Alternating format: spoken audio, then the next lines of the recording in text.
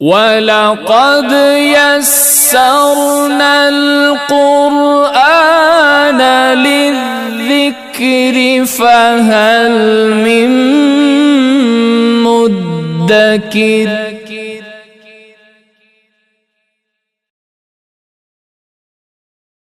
نحمده ونصلي على رسوله الكريم. أعوذ بالله من الشيطان الرجيم. بسم الله الرحمن الرحيم. ما يود الذين كفروا من أهل الكتاب ولا المشركين أن ينزل عليكم من خير من ربكم والله يختص برحمته من يشاء والله ذو الفضل العظيم. یہ سورہ بقرہ کی آیت نمبر 105 ہے. اللہ رب العزت ارشاد فرماتے ہیں جن لوگوں نے کفر کیا ہے چاہے وہ اہل کتاب میں سے ہو یا مشرکین میں سے ہو وہ یہ چاہتے ہی نہیں ہیں کہ تمہارے اوپر تمہارے رب کی طرف سے کوئی خیر اترے، اور اللہ رب العزت اپنی رحمت کو جس کے لیے چاہتا ہے خاص کر دیتا ہے، اور اللہ جل شانہ بڑے فضل والے ہیں. یہودی جو تھے وہ پہلے سے ان کی عادت چلی آ رہی ہے کہ نبیوں کو ستانا، ان کی شان میں گستاخی کرنا اور اللہ کے حکم کو نہ ماننا. پیچھے بہت ساری وجوہات اور بہت ساری چیزیں ایسی گزری ہیں ان کے بارے میں جن کی وجہ سے وہ لوگ ایمان سے محروم ہو گئے. ایک ایمان کی محرومی کی علامت اس آیت میں بھی اللہ رب العزت نے بیان فرمائی، بلکہ ان کی برائی کی ساری جڑ اس آیت میں اللہ رب العزت نے بیان فرمائی ہیں کہ انبیاء علیہ السلام کا جو سلسلہ سب سے زیادہ جو چلا ہے وہ حضرت ابراہیم علیہ نبینا علیہ السلام کے بیٹے حضرت یعقوب علیہ السلام کے سلسلے میں چلا ہے کہ اتنی کثرت کے ساتھ انبیاء علیہ السلام اس میں آئے ہیں کہ اس سے زیادہ کسی اور خاندان کے اندر نبی نہیں آئے،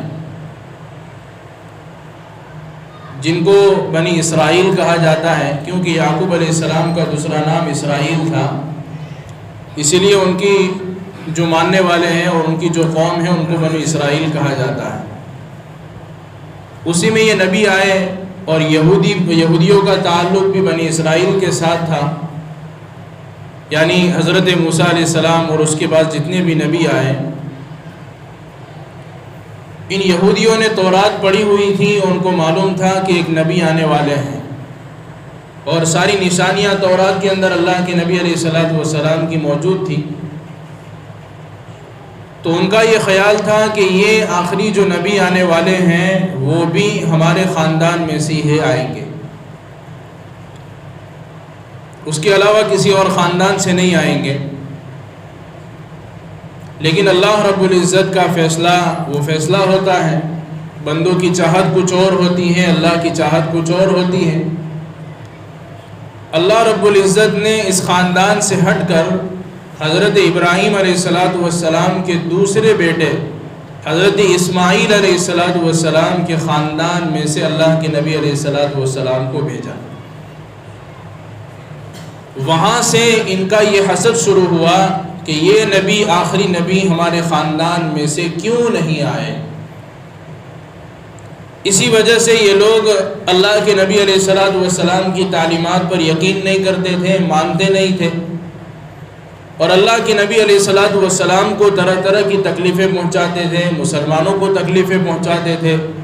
حتیٰ کہ بعض مرتبہ انہوں نے اللہ کے نبی علیہ السلام کو پورا ہی کے پورا جو ہے مار ڈالنے کی نعوذ باللہ کوشش بھی کی، لیکن اس میں کامیاب نہیں ہوئے. تو اللہ رب العزت یہاں پر ان کا اس کا تذکرہ کر رہے ہیں کہ ان کو جو حسد ہے وہ یہی حسد ہے کہ ہمارے خاندان میں سے نبی کیوں نہیں آئے، بنی اسماعیل کے اندر سے کیوں آئے، بنی اسرائیل میں سے کیوں نہیں آئے، کہ اتنا بڑا سلسلہ نبیوں کا چلا تو اللہ تبارک و تعالیٰ کو ہمارے خاندان میں آخری نبی بھیجنا چاہیے تھا، بنی اسماعیل کے اندر کیوں بھیجا؟ تو اللہ رب العزت یہاں پر تذکرہ کرتے ہوئے فرماتے ہیں کہ یہ کافر یعنی اہل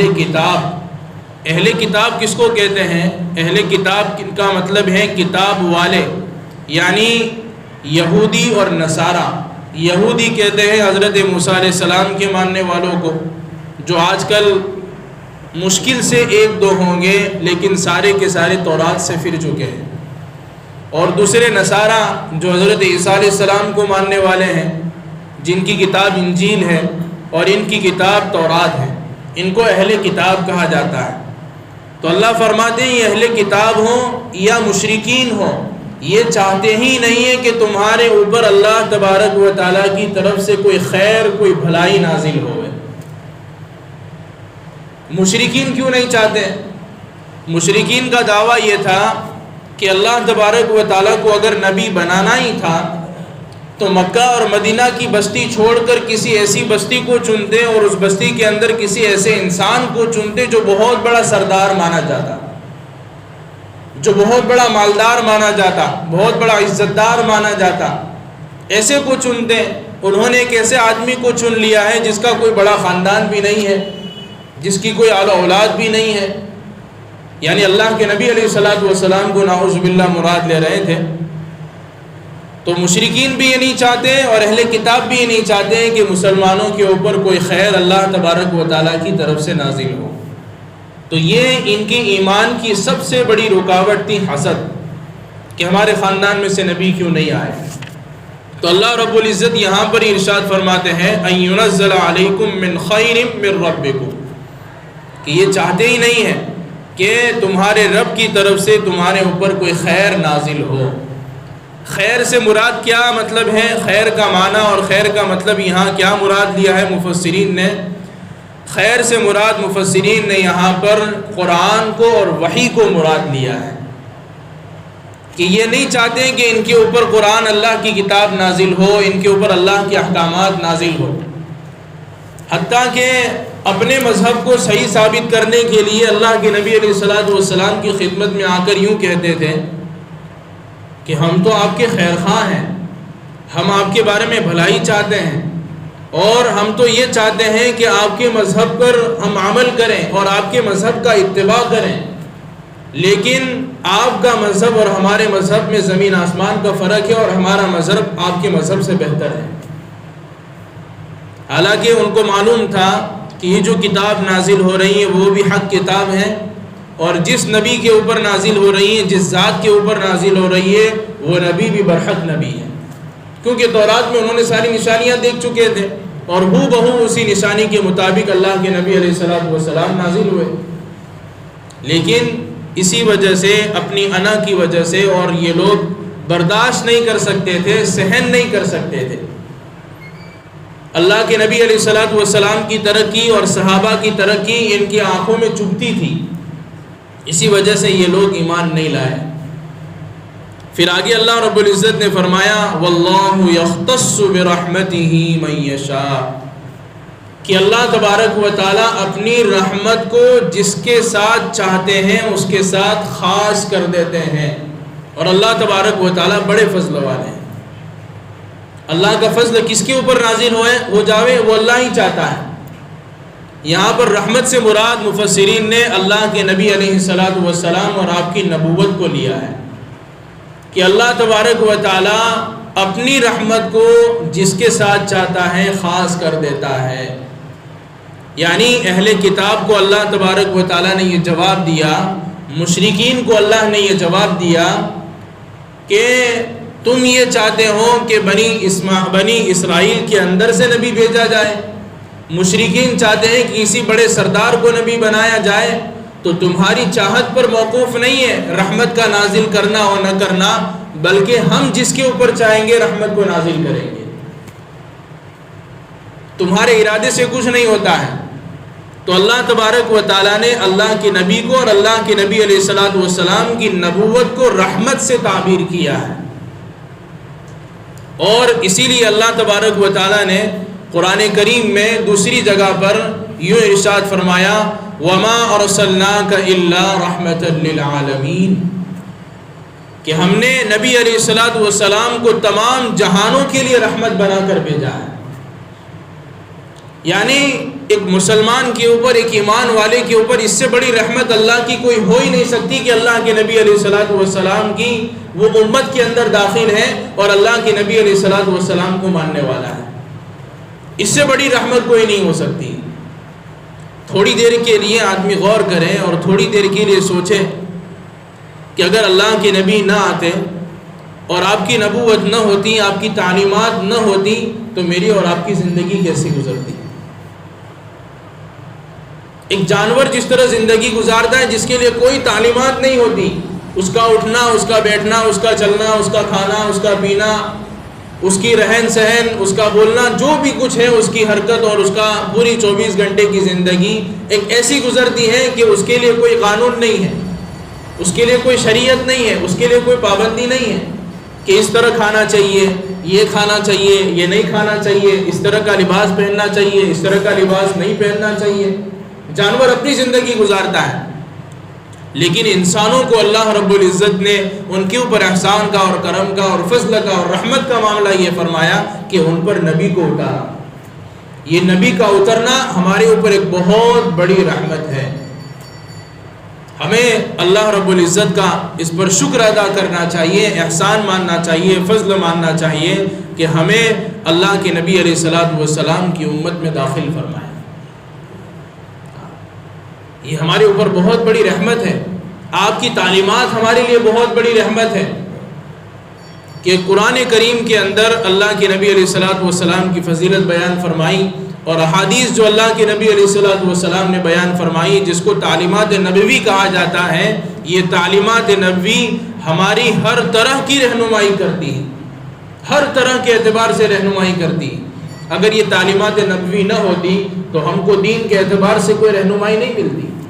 حتیٰ کہ دنیا کے اعتبار سے بھی رہنمائی اللہ کے نبی علیہ الصلوۃ والسلام نے دی۔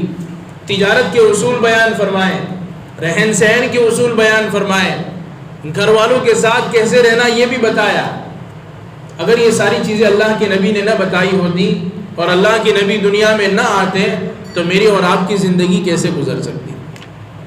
ایک جس طرح جانور گزارتا ہے اسی طرح ہم زندگی گزار دیتے، لیکن اللہ کے نبی علیہ الصلوۃ والسلام ہمارے اوپر اللہ تبارک و تعالیٰ کی طرف سے رحمت بن کر آئے اور ساری تعلیمات ہمیں دے گئے۔ کوشش اس بات کی کرنی ہے کہ یہ تعلیمات پر عمل کر کے ہم صحیح معنی میں اللہ کے نبی علیہ الصلوۃ والسلام سے محبت کرنے والے اور آپ کی تعلیمات پر عمل کرنے والے بنیں۔ جب اللہ کے نبی علیہ الصلوۃ والسلام کی تعلیمات پر عمل ہوگا، آپ کی باتوں پر عمل ہوگا، آپ کی بتائی ہوئی ہدایات پر عمل ہوگا، تو صحیح معنی میں ہم اللہ کے نبی علیہ الصلوۃ والسلام سے محبت کرنے والے سمجھے جائیں گے اور مانے جائیں گے۔ پھر آگے اللہ فرماتا ہے واللہ ذو الفضل العظیم، اللہ تبارک و تعالیٰ بڑے فضل والے ہیں۔ اللہ تبارک و تعالیٰ بڑے فضل والے ہیں، جس پر چاہتے ہیں اپنے فضل کو اتارتے ہیں، جس پر چاہتے ہیں اللہ تبارک و تعالیٰ فضل کو اتار کر اس کو عزت کی چوٹیوں پر پہنچاتے ہیں، اور جس کو نہیں چاہتے اس کو ذلیل کر دیتے ہیں۔ تو اللہ رب العزت نے نبی کو اتار کر یہ رحمت کو ثابت کر دیا کہ ہم نے تمہارے لیے اللہ کے نبی کو رحمت بنا کر دنیا میں بھیجا ہے۔ یہ تو اس آیت کی تفسیر ہوئی، لیکن اس آیت کے ذریعے سے مجھے اور آپ کو کیا سبق ملا؟ یہ ایک بہت بڑا جو ہے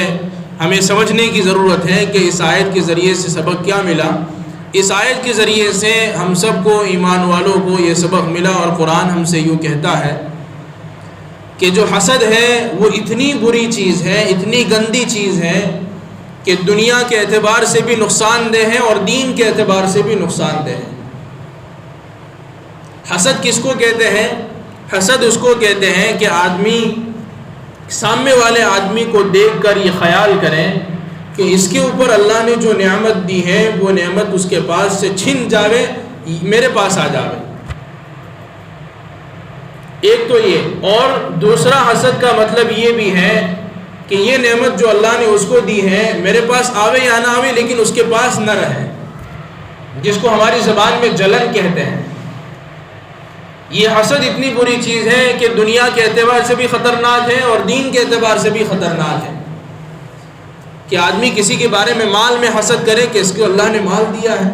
یہ مال اس کے پاس سے ختم ہو جانا چاہیے۔ اس کو اللہ نے عزت دی ہے، یہ عزت اس کی ختم ہو جانی چاہیے۔ کسی کو اللہ نے شہرت دی ہے تو یہ شہرت اس کی ختم ہو جانی چاہیے، یہ بھی خطرناک ہے۔ لیکن دین کے اعتبار سے بھی حسد بہت خطرناک ہے۔ دین کے اعتبار سے کیسے؟ کہ اس کو تو اللہ نے عالم بنا دیا، اس کو تو اللہ نے حافظ بنا دیا، اس کو تو اللہ رب العزت نے اتنی عزت کی چوٹیوں پر پہنچا دیا کہ ہر ایک اس کی بات مانتا ہے، میری بات کیوں کوئی نہیں مانتا ہے؟ یہ نعمت اس کے پاس سے چھین جانی چاہیے۔ یہ جو حسد ہوتا ہے دین کے اعتبار سے حسد، یہ انسان کو دین کے اعتبار سے ترقی کرنے میں رکاوٹ بن جاتا ہے۔ وہ آدمی تو آگے بڑھتا جائے گا تمہارے حسد کی وجہ سے، لیکن دین کے اعتبار سے تم آگے نہیں بڑھ سکتے، کیونکہ تمہارے دل کے اندر اس کے بارے میں بدگمانی ہے، تمہارے دل کے اندر اس کے بارے میں بدگمانی اور حسد بھرا ہوا ہے کہ وہ تم چاہتے ہو کہ آدمی آگے نہ بڑھے، لیکن اللہ رب العزت اس حسد کی وجہ سے اس کو تو آگے بڑھائے گا لیکن تم کو آگے نہیں بڑھائے گا۔ جس طرح یہودیوں کا حال ہوا کہ صرف اتنی سی بات کی وجہ سے، اتنی سی حسد کی وجہ سے اللہ نے ان کو ایمان سے محروم کر دیا۔ اتنی بڑی نعمت سے اللہ رب العزت نے ان کو محروم کر دیا۔ سوچو، اللہ کے نبی علیہ الصلوۃ والسلام پر ایمان لانے سے اللہ نے ان کو محروم کر دیا۔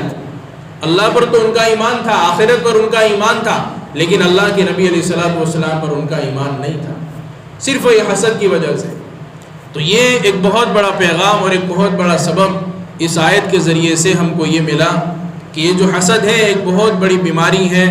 اللہ رب العزت جو ہے اس سے ہماری حفاظت بھی فرماوے، چاہے دنیا کے اعتبار سے ہو یا دین کے اعتبار سے ہو۔ جو فرمائے نا اللہ تبارک و تعالیٰ جس کے اوپر چاہتا ہے اپنے فضل کو اتارتا ہے۔ کبھی دل میں خیال آئے کہ اس آدمی کو اللہ نے عزت بہت دی ہے، اس آدمی کو اللہ نے مال بہت دیا ہے، اس آدمی کو اللہ نے شہرت بہت دی ہے، تو فوراً دل میں یہ خیال ڈالو کہ اس پر اللہ کا فضل ہوا ہے،